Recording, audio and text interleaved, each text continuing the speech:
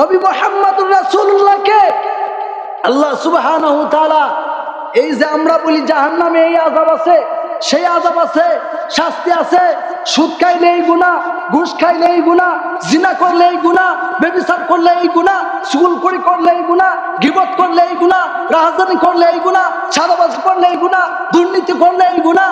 এই গুনাহগুলোর কথা যে আমরা বলি, এইটা সত্য কি না নবী মুহাম্মদুর রাসূলুল্লাহকে নিয়ে দেখাইয়া তারপরে আইনা আমাদেরকে বলাইছে। যেমন একটা মানুষ সাক্ষ্য দিতেছে যে জিন্দেগিতে কোনোদিন মিথ্যা কথা বলে নাই, তিনি স্বচক্ষে দেখে আসছেন গুনার কাজ করলে এই এই পাপ মহাশাস্তির ব্যবস্থা করে রাখা হয়েছে, এইটা মুমিনরা বিশ্বাস করো।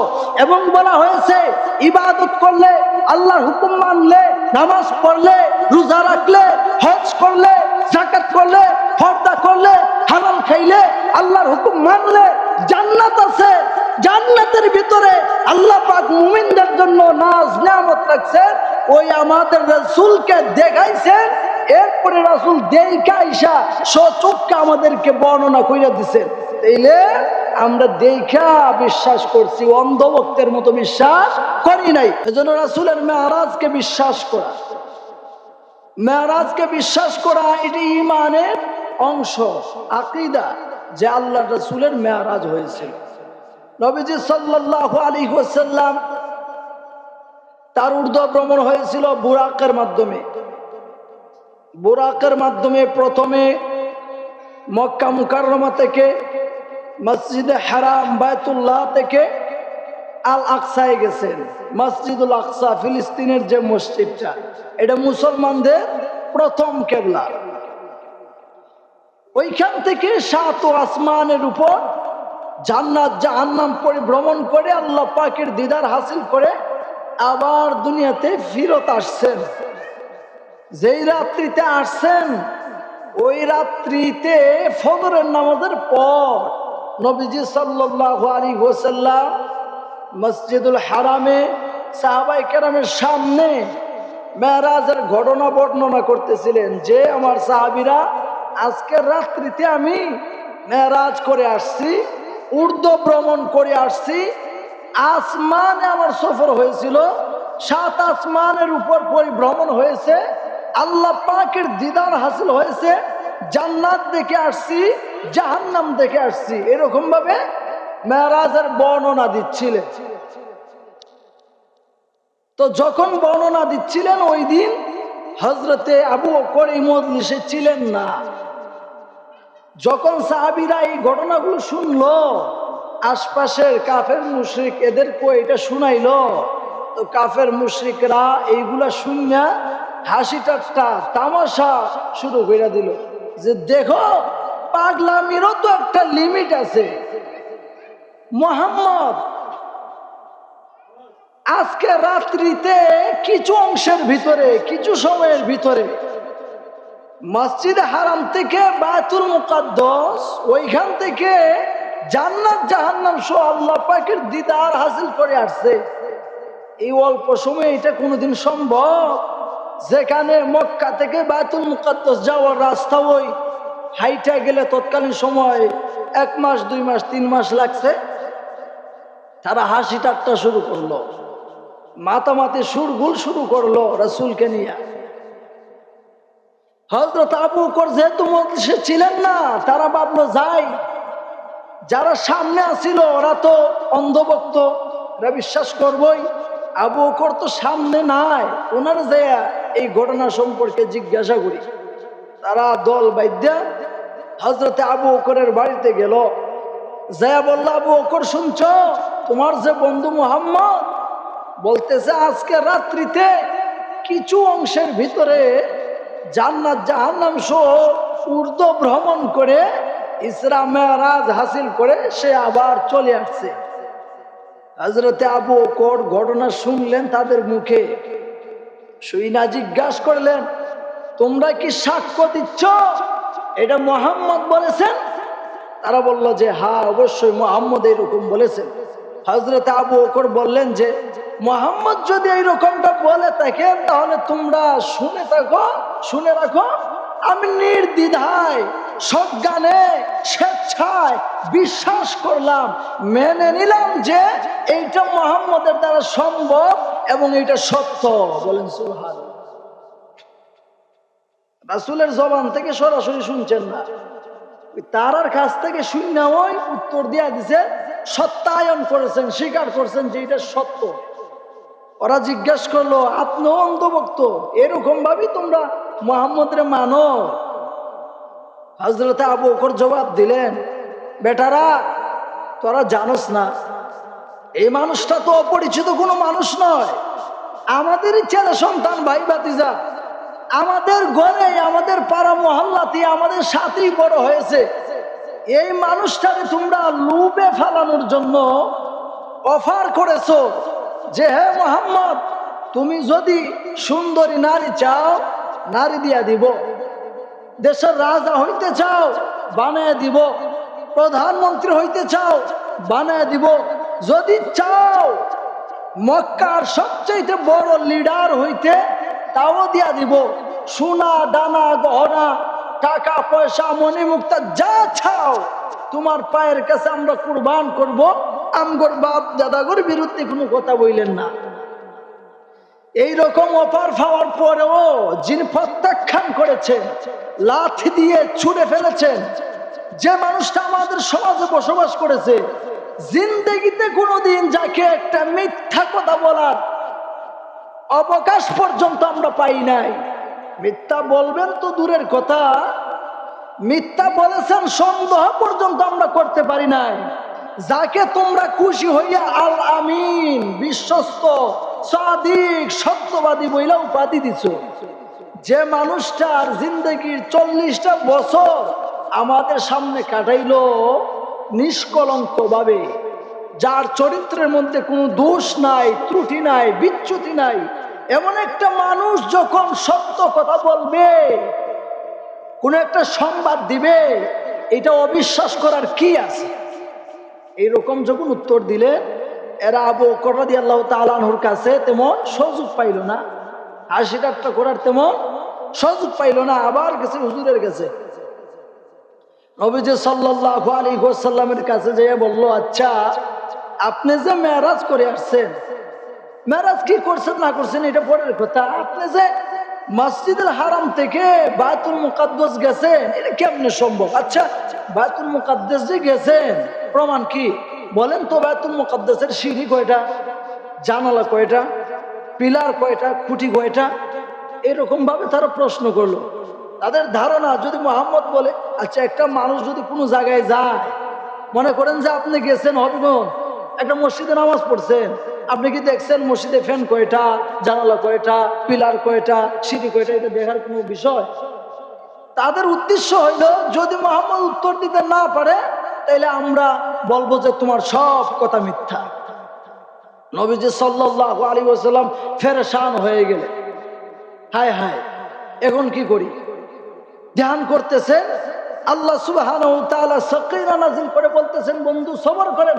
সাথে সাথে তার চোখের সামনে প্রজেক্টরের মতো, টেলিভিশনের মতো, পর্দার মতো ফিলিস্তিনের বায়তুল মুকাদ্দাসকে তার চোখের সামনে তুলে ধরেছেন। হুজুর সাল্লাল্লাহু আলাইহি ওয়াসাল্লাম দেখে দেখে কয়টা সিঁড়ি আছে, কয়টা জানালা আছে, তাদের যত প্রশ্ন আছে সব কিছুর জবাব দিয়ে দিলেন দেখা দেখা। বলেন সুবহানাল্লাহ। এইটা, এই যে ঘটনাগুলা এখনকার যুগে এটা বিশ্বাস করতে তেমন কষ্ট হয় না। তৎকালীন যুগের মানুষেরা তো এগুলা ধারণাও করতে পারে নাই যে এরকম একটা মাইক হবে, মসজিদে পয়সা হুজুর বয়ান করবে আর সারা এলাকায় শুনবে, এরকম তো মানুষেরা ধারণাও করতে পারে নাই। তো তৎকালীন যুগে তো এরকম তথ্য প্রযুক্তি ছিল না। হুজুর যখন এগুলো বর্ণনা করছেন তারা মানতে পারে নাই, কারণ তাদের আকল এটা ধরে নাই। কিন্তু আজকে দেখেন আপনি, বিশ্বের যে কোনো প্রান্ত থেকে একটা ভিডিও ছাড়ছে, মোবাইলে, ইউটিউবে, ইন্টারনেটে, আপনি ঘরে বৈশা দেখতেছেন। ঢাকায় বৈশা একটা প্রোগ্রাম করতেছে, টেলিভিশনে ঘরের ভিতরে থেকে দেখতেছে। দেখা সম্ভব না? আল্লাহ সুবহানাহু ওয়া তাআলা যে মানুষকে এইরকম শক্তি দিলেন, তিনি এগুলো পারেন না? রাসূলের সামনে এগুলো তুলে ধরছে, রাসূল দেখা দেখা বইলা দিছে। তো এই যে আশ্চর্য ধরনের ঘটনা তারা চোখের সামনে দেখলো যে মুহাম্মদুর রাসূলুল্লাহর অলৌকিকতা, কি আজীব কাণ্ড কারবার, যে তিনি সিঁড়ি কয়টা আছে তাও বলে ফেলছেন, জানালা কয়টা আছে তাও বলে ফেলছেন। এমনকি বলছেন যে তোমাদের যে একটা ব্যবসায়ী কাফেলা ফিলিস্তিনে গেছিল, আমি দেখে আইছি অমুক জায়গা তারা যাত্রা বিরতি করছে। তো এরা যখন বাড়িতে আসলো, ওই দলের কাছে মক্কার কাফেররা যায় জিজ্ঞেস করলো, তোমরা কি অমুক জায়গায় যাত্রা বিরতি করছিলা? তারা বলল যে হ্যাঁ, যাত্রা বিরতি করছিলাম। হুজুর বললেন যে তাদের একটা উট হারাইছে, অমুক জায়গায় আছে। তাদেরকে আসার পরে জিজ্ঞেস করলো, তোমাদের কি কোনো উট হারাইছিল? তারা বললো যে হ্যাঁ, উট হারাইছিল, পরে আমরা পাইছি। এইরকম যে সত্য ঘটনা তাদের চোখের সামনে ঘটলো, এরপরেও তারা বিশ্বাস করতে পারলো না। এটা হলো তাদের জন্য দুর্ভাগ্য। কিন্তু 1400 বছর পরও উম্মতে মুহাম্মদী আজ আমরা দিবালোকের ন্যায় স্পষ্ট ভাবে জেনে শুনে সজ্ঞানের স্বেচ্ছায় নবীজি সাল্লাল্লাহু আলাইহি ওয়াসাল্লামের বলে যাওয়া কথাগুলো বিশ্বাস করেছি। এবং ওই বিশ্বাস শুধু না দেখে নয়, শুধুমাত্র অন্ধভাবে বিশ্বাস নয়, বরং আজকাল যুক্তির আলোকে, আকলের আলোকে বিচার বিবেচনা করে জ্ঞান বিজ্ঞানের সাথে এটা প্রমাণ করা হচ্ছে যে এটা সম্ভব ছিল। 1400 বছর পরে যে জিনিসটার বিজ্ঞান সমর্থন করছে, 1400 বছর আগে নবী ওইটা বই লাগেছে। যেমন বিজ্ঞান অনেক কিছু অস্বীকার করছে, প্রথম যে এটা সম্ভব না, ইসলাম বলছে এটা সম্ভব। 1400 বছর পরে আধুনিক যুগের জ্ঞান বিজ্ঞানরা এক সময় স্বীকার করেছে যে হ্যাঁ, এটা সম্ভব। আসেন সামনে প্রমাণ দেব ইনশাআল্লাহ। এরপরে নবীজি সাল্লাল্লাহু আলাইহি ওয়াসাল্লামের যে মেরাজটা হয়েছিল,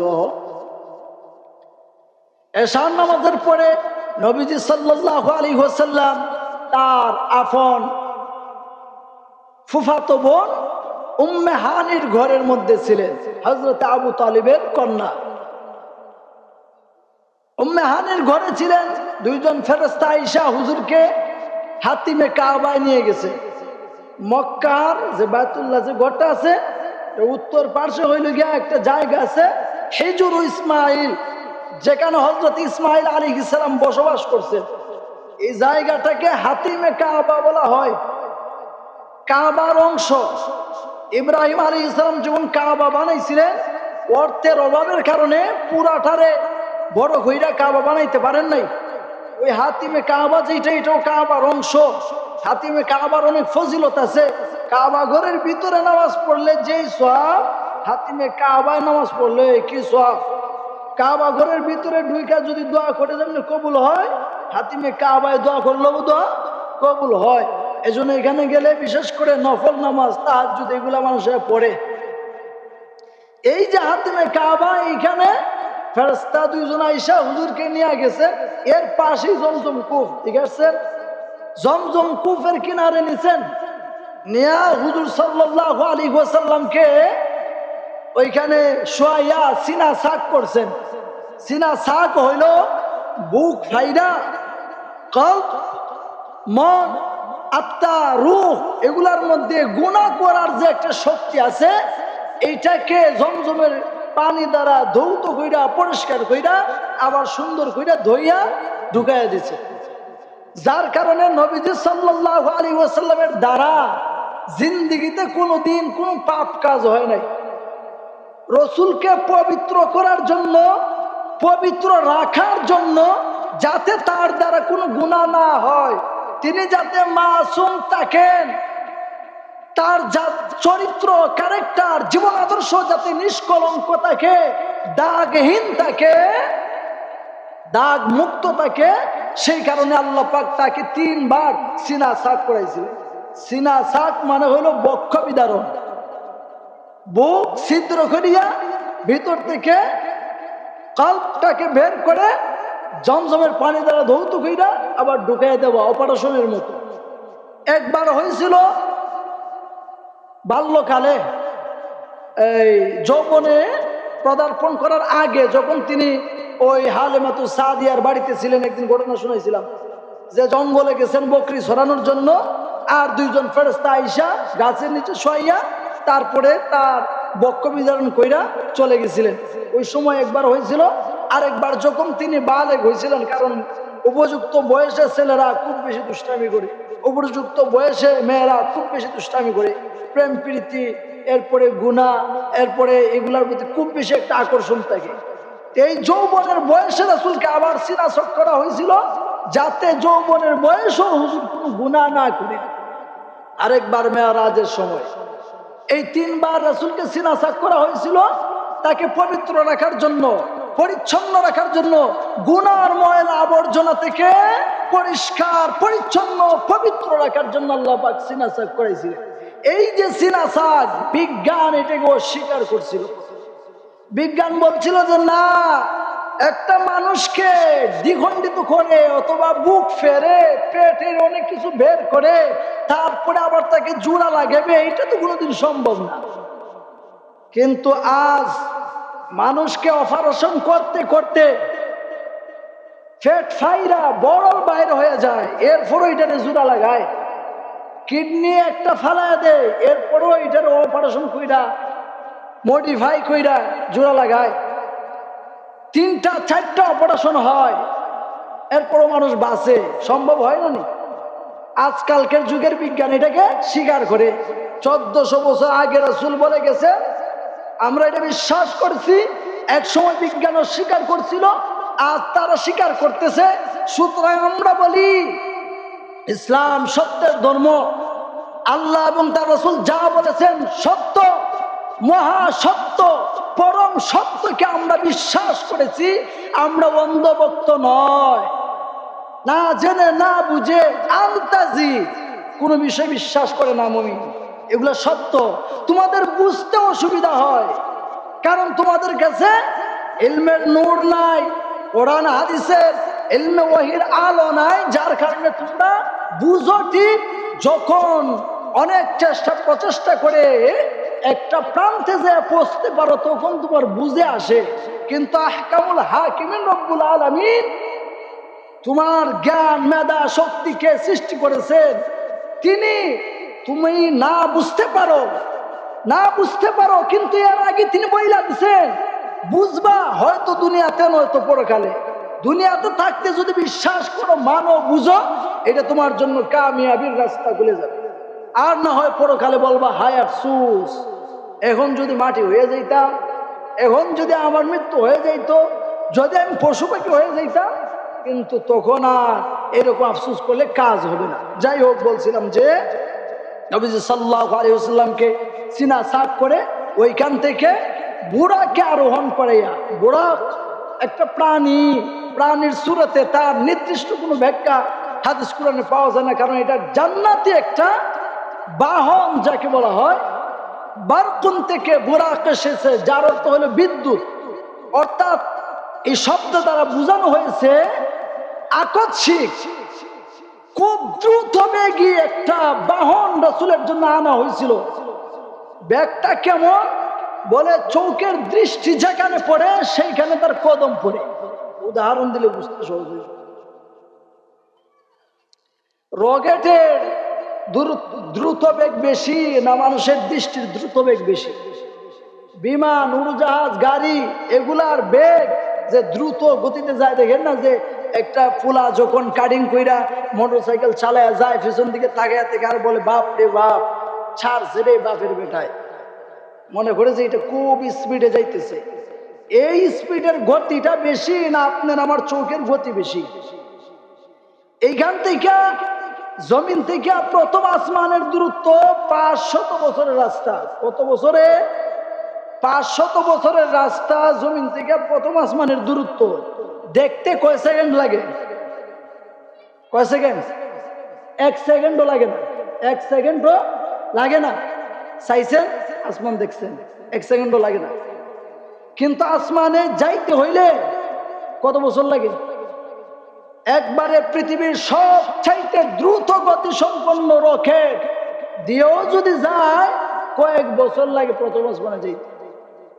যারা চাঁদে গেছে, গ্রহ নক্ষত্রে গেছে, বছরকে বছর যাইতেই হয়েছে। তাইলে চোখের দৃষ্টি গতি অনেক বেশি। ওই যে বুরাকটা ছিল, বাহন ছিল, তার চোখের দৃষ্টি যেখানে পড়তো সেখানে কদম রাখতো।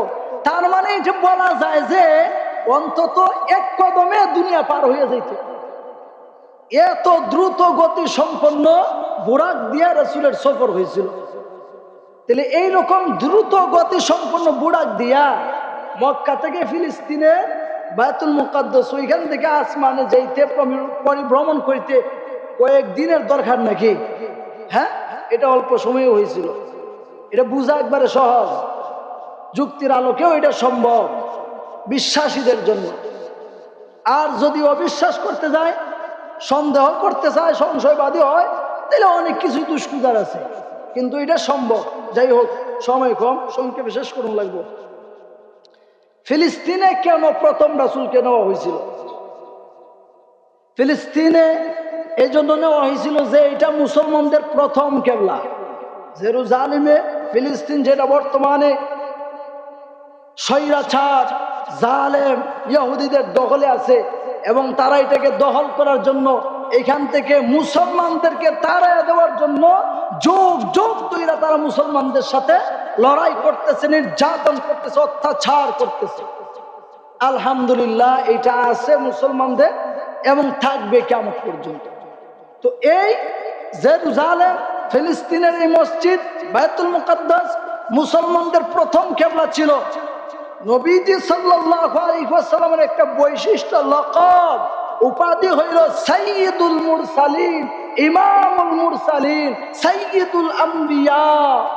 আমাদের রাসূল সমস্ত নবীদের সরদার, সমস্ত আম্বিয়াদের সরদার, সমস্ত ইমামদের ইমাম, সমস্ত নেতাদের নেতা, সাইয়্যিদুল আউয়ালিন ওয়াল আখিরিন, শাফিয়ে মাহশার, সাকিয়ে কাউসার, মদিনাহ কা তাজদার, আফতাবে নবুওয়াত, শাহনশাহে রসালত, ফখরে মওজুদাত, আশরাফে আম্বিয়া, সাইয়্যিদুল আম্বিয়া নবী মুহাম্মদুর রাসূলুল্লাহ সাল্লাল্লাহু আলাইহি ওয়াসাল্লাম, তিনি শুধুমাত্র উম্মতে মুহাম্মাদের জন্য নেতা ছিলেন না, আল্লাহর পরে সাত আসমানের জন্য, সাত জমিনের জন্য, জিনদের জন্য, ইনসানদের জন্য, মালাইকাতের জন্য, ফেরেশতাদের জন্য, সবকিছুর জন্য, যত কিছুর জন্য রব আল্লাহ রব্বুল আলামিন, তত কিছুর জন্য নবী, রাসূল, পয়গম্বর রাহমাতুল লিল আলামিন। তো সমস্ত নবীদের ইমাম, ইমামতি না করলে ইমাম হওয়া যায়? আপনাদের আমি কি ইমাম? ইমামতি করি এজন্যই তো ইমাম। নবী মুহাম্মদুর রাসূলুল্লাহ ইমামুল মুরসালিন, সমস্ত নবীদের ইমাম। দুনিয়াতে আল্লাহ পাক এইটা ঘটানোর জন্য বায়তুল মুকাদ্দাসে সমস্ত নবীদেরকে একত্রিত করছেন। আদম আলাইহিস সালাম থেকে ঈসা আলাইহিস সালাম পর্যন্ত যত নবী রাসূল দুনিয়াতে আসছেন, সবাইকে ফিলিস্তিনের ওই মসজিদে একত্রিত করছেন, 2 রাকাত নামাজ পড়াইছেন। যখন সবাই নামাজের জন্য দাঁড়াইছে, ইমাম কে হবেন? হুজুর সাল্লাল্লাহু আলাইহি ওয়াসাল্লাম বাবা আদমকে বলতেছেন, কারণ সকলের বাবা, আপনি যান। আরেকজন বলতেছেন আপনি যান। হযরতে জিবরাইল আলাইহিস সালাম সামনে যাইয়া হুজুরকে বলতেছেন, ইয়া রাসূলুল্লাহ, এইখানে বাবা আদম উপস্থিত আছেন, হযরতে নূহ আলাইহিস সালাম উপস্থিত আছেন, হযরতে মূসা আলাইহিস সালাম উপস্থিত আছেন, ঈসা আলাইহিস সালাম উপস্থিত আছেন, সুলাইমান আলাইহিস সালাম উপস্থিত আছেন, ইউনূস আলাইহিস সালাম উপস্থিত আছেন, দাউদ আলাইহিস সালাম উপস্থিত আছেন। মগর ইমামতি করার যোগ্যতা এইখানে পারমিশন কাউকে দেওয়া হবে না। এইখানে ইমামতির একমাত্র অবিচ্ছেদ্য নেতা আপনি, ইমামুল মুরসালিন রাহমাতুল লিল আলামিন। আপনি যে ইমামতি করেন, বলেন সুবহানাল্লাহ। হুজুর সাল্লাল্লাহু আলাইহি ওয়াসাল্লাম যাইয়া ইমামতি কইরা নামাজ পড়াইছেন ওই সাইয়্যিদুল মুরসালিন, ইমামুল মুরসালিন। যাক, এরপরে সংক্ষেপ ঘটনা বলতে হয়, এগুলা মেরাজের আলোচনা আপনারা অনেক বেশি শুনে, মাঠে ময়দানে বক্তারা অনেক বেশি এগুলো আলোচনা করে। এই ফিলিস্তিনের মসজিদে ইমামতি করার পরে ওইখান থেকে আল্লাহ পাক তার হাবিবকে ঊর্ধ্ব ভ্রমণ করাইছেন। বিজ্ঞান এইটাকে অস্বীকার করত। আচ্ছা, উপরের দিকে যাওয়া এটা কিভাবে সম্ভব? মুসলমানরা কত অন্ধভক্ত দেখো, তাদের নবী বলছে এজন্য তারা বিশ্বাস করে। অথচ আজ বিজ্ঞান এটা স্বীকার করছে। তারা চাঁদে যাইতেছে, গ্রহ নক্ষত্রে যাইতেছে, 2 দিন 3 দিন 1 সপ্তাহ বসবাস করতেছে গ্রহ নক্ষত্র এবং চাঁদে বসবাস করার জন্য অনেক তথ্য প্রযুক্তি আবিষ্কার করতেছে যে কিভাবে এটা সম্ভব করা যায়, এবং শেষ পর্যন্ত বিশ্বাস করছে যে হ্যাঁ, চাঁদে গিয়ে ওই যে মুহাম্মদুর রাসূলুল্লাহ মক্কার জমিনে দাঁড়াইয়া চাঁদ দ্বিখণ্ডিত করেছিল, 1400 বছর পরে বিজ্ঞান চাঁদে গিয়ে রাসূলের আঙ্গুলের ইশারায় যে চাঁদ দ্বিখণ্ডিত হয়েছিল এটার আলামত চিহ্ন প্রকাশ পেয়েছে, এবং তারা স্বীকার করেছে যে হ্যাঁ, মুহাম্মদের যে মেরাজ এটা সত্য ছিল, ঊর্ধ্ব ভ্রমণ সম্ভব। যাই হোক, নবী মুহাম্মদুর রাসূলুল্লাহ আল্লাহ পাক তাকে 7 আসমান ভ্রমণ করাইছেন। প্রত্যেক আসমানে একজন নবী রাখছেন তাকে সুস্বাগতম জানানোর জন্য। সর্বশেষ 7 আসমানের পরে বর্ডারের নাম হলো সিদরাতুল মুনতাহা, ওইখানে যাইয়া হুজুরকে রাখছেন। এর আগ পর্যন্ত এবং সিদরাতুল মুনতাহা পর্যন্ত হযরত জিবরাইল হুজুরের সাথে ছিলেন। সিদরাতুল মুনতাহা যা বলতেছেন, ইয়া রাসূলুল্লাহ, এর উপরে যাওয়ার আর পারমিশন আমার নাই। এর উপরে আল্লাহ পাকের মাকাম, আল্লাহ পাকের নূরের তাজাল্লি, ওইখানে গেলে আমি জিবরাইল জ্বলে পুড়ে ছারখার হয়ে যাব। ওইখানে যাওয়ার কোনো শক্তি পাওয়ার ক্ষমতা আমার নাই। এখান থেকে আপনার মাবুদ, আপনার মাশূকের কাছে আপনি একা যাবেন। হুজুর বলছেন আমি একা কেমনে যাব? বলে আপনার জন্য স্পেশাল ফোর্স পাঠানো হচ্ছে। বলেন সুবহানাল্লাহ। ওইখান থেকে আল্লাহ পাক তার হাবিবকে স্পেশাল ভাবে একেবারে আল্লাহ পাকের সন্নিকটে কাছে, রাসূল বলে 2টা ধনুক এইভাবে মারলে 2 মাথা একসাথে এইরকম আটে না? বলে 2টা ধনুকের মাথা আইটা যখন একবারে কাছাকাছি নিকটে চলে আসে, এইরকম একবারে কাছাকাছি স্থানে রব্বুল আলামিনের সামনে আমি বসছি। আল্লাহ পাক আমাকে তার দিদার দিছেন। এখানে আরো লম্বা আলোচনার প্রয়োজন হচ্ছে, যাই হোক রাখলাম অন্যদিন ইনশাল্লাহ।